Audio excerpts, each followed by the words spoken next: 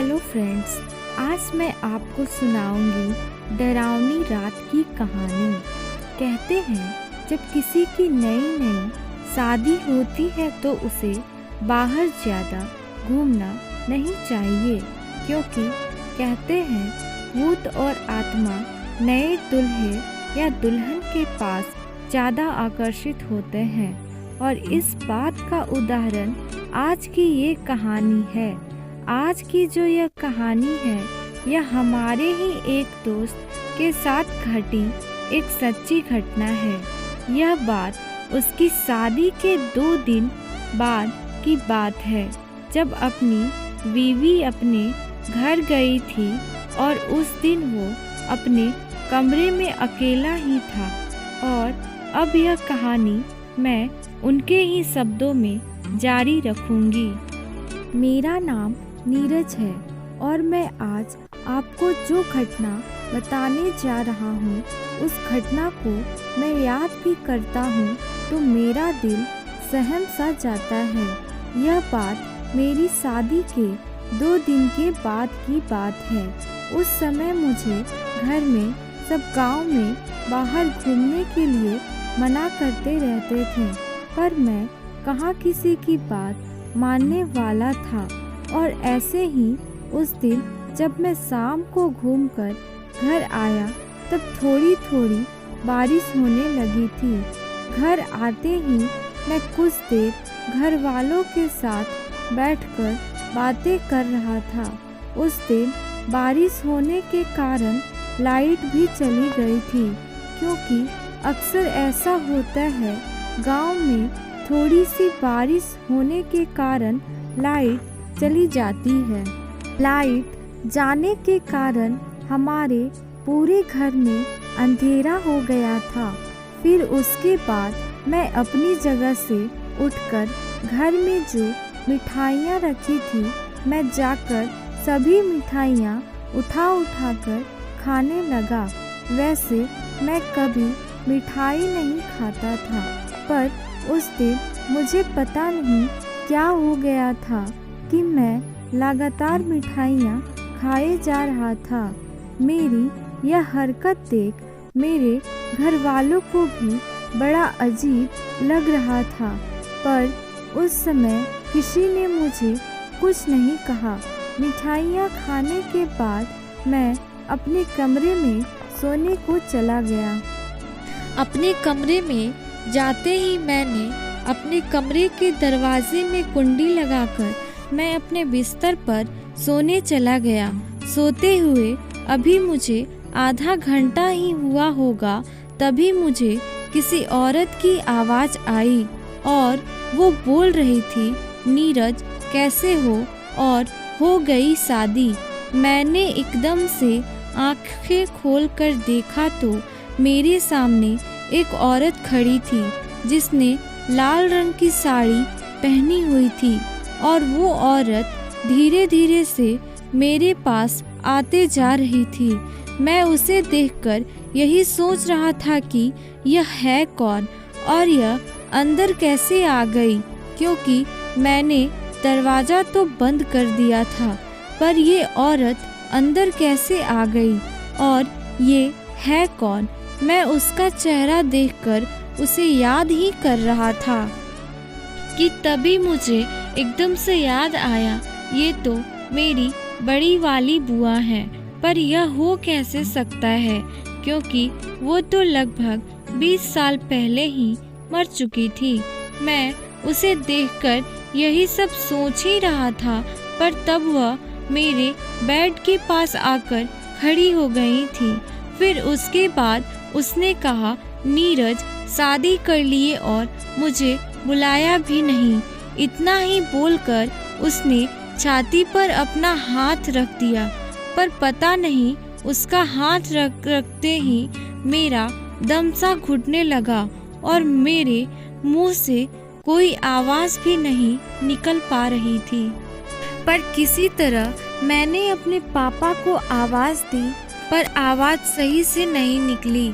तो नहीं, पर शायद मेरी किस्मत थोड़ी अच्छी थी कि मेरी वो हल्की सी ही आवाज़ मेरे जीजा जी ने सुन ली और मेरे जीजा जी तुरंत समझ गए कि कुछ तो गड़बड़ है और फिर उन्होंने तुरंत पापा को बताया कि नीरज अंदर से आवाज़ लगा रहा है। फिर उसके बाद सब ने किसी तरह दरवाज़ा खोला और सब अंदर आ गए। सब अंदर तो आ गए थे, पर वो औरत यानी मेरी मरी हुई बुआ अभी भी मुझे वहीं पर ही खड़ी दिख रही थी। फिर उसके बाद सब मुझे बाहर बरामदे में लेकर गए और बरामदे में जाते ही सब मुझसे बार नाराज पूछे जा रहे थे कि क्या हुआ, पर पता नहीं उस समय मुझे क्या हो गया था कि मैं कुछ बोल नहीं पा रहा था। पर तभी वो मेरी मरी हुई बुआ फिर से मेरे पास आकर खड़ी हो गई और फिर से उसने अपना हाथ मेरी छाती पर रख दिया। सब वहीं पर ही खड़े थे, पर वो औरत यानी मेरी मरी हुई बुआ किसी और को नहीं दिख रही थी और पता नहीं कब वो एकदम से मेरे ऊपर आकर बैठ गई। फिर उस समय मुझे न जाने क्या हो गया कि मैंने अपने पापा की तरफ देखा और कहा, क्या भैया लड़के की शादी कर ली पर मुझे नहीं बुलाया। इतना बोलकर मैं रोने लगा, पर मैं ऐसा कुछ भी बोलना नहीं चाह रहा था। पर उस समय मेरे मुंह से यह शब्द अपने आप ही निकल रहे थे। न सुनकर मेरे घर वाले भी तुरंत समझ गए थे कि मेरे साथ आखिर क्यों हो रहा है और कौन कर रहा है। तभी फिर वो मरी हुई बुआ मेरे ऊपर से नीचे उतरी और मुझसे यह कहने लगी, चलो नीरज चलो यहाँ से, यहाँ कोई तुम्हारा नहीं है, हम लोग अपने हैं। वो देखो वो सब तुम्हें ही लेने को आए हैं। उसकी बात सुनकर मैंने जैसे ही बाहर की ओर देखा तो मेरे डर की कोई सीमा नहीं थी, क्योंकि बाहर बहुत सारे बड़े ही भयानक लोग खड़े थे और सब बाहर से ही यही बोल रहे थे, चलो नीरज जल्दी चलो, हम सब तुम्हें ही लेने को आए हैं।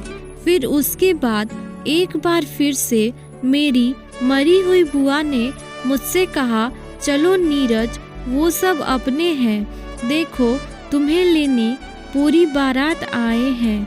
मेरे घर वाले सब मेरे पास ही बैठे थे, पर उन्हें उनमें से कोई नहीं दिख रहा था, पर मुझे भूतों की पूरी बारात दिख रही थी। पर तभी मुझे पता नहीं क्या हुआ कि मेरा मन ही मन उन सब के साथ जाने को करने लगा और मैं अपनी जगह से उठने लगा, पर मेरे घर वाले मुझे कहीं नहीं जाने दे रहे थे। पर मेरे जीजा मुझे रोक नहीं पा रहे थे, क्योंकि ऐसा लग रहा था मेरे अंदर कई लोगों की जान आ गई हो। मेरे जीजा मुझे रोक नहीं पा रहे थे। तभी उन्होंने पापा को आवाज़ दी। उनके आवाज़ देते ही मेरे पापा और मेरे घर वाले सब वहीं पर भागते हुए आ गए और मुझे पकड़कर बरामदे में ही रखे बिस्तर में लेटा दिया। तभी मेरे पापा ने एक आदमी को बुलवाया जो थोड़ा भूतों के बारे में जानता था, पर उसने आकर देखा और बोला, यहाँ वो पहले थी पर अब वो यहाँ से जा चुकी है। इतना बोलकर वो तो वहाँ से चला गया, पर मुझे वो सब और मेरी मरी हुई बुआ अभी भी दिख रहे थे। रह रह कर कभी भागने की कोशिश करता और कभी अपने आप ही हंसता और कभी रोता। यह देखकर मेरे भाई ने हनुमान चालीसा अपने फ़ोन में चलाकर मेरे पास रख दी। हनुमान चालीसा चलते ही मेरी बुआ जो मेरे पास खड़े होकर मुझे बस अपने साथ चलने को बोल रही थी, पता नहीं उसे समय क्या होने लगा और गुस्से में मेरी छाती पर बैठकर मेरा गला दबाने लगी और मैं तड़पने सा लगा। मेरी यह हालत देखकर मेरे घर वालों ने तुरंत हनुमान चालीसा बंद कर दी और हनुमान चालीसा बंद होते ही वो मेरा गला छोड़कर छाती से नीचे उतर गई और मैं भी एकदम शांत हो गया। उस रात मेरा पूरा परिवार मेरे ही पास बैठा रहा और पूरी रात नहीं सोया। और मेरी मरी हुई बुआ और उनके साथ के लोग भी मुझे पूरी रात दिखते रहे और लगभग सुबह के 4 बजे के बाद ही वो सब वहाँ से चले गए। और सुबह मैंने सारी रात अपने घर में सबको बताया तो मेरे पापा मुझे एक मंदिर में ले गए जहाँ के बाबा भूत देखते थे। उन्होंने मुझे एक ताबीज़ बनाकर दी जिससे उस दिन से मुझे मेरी मरी हुई बुआ और उनके साथ के लोग कभी नहीं दिखे।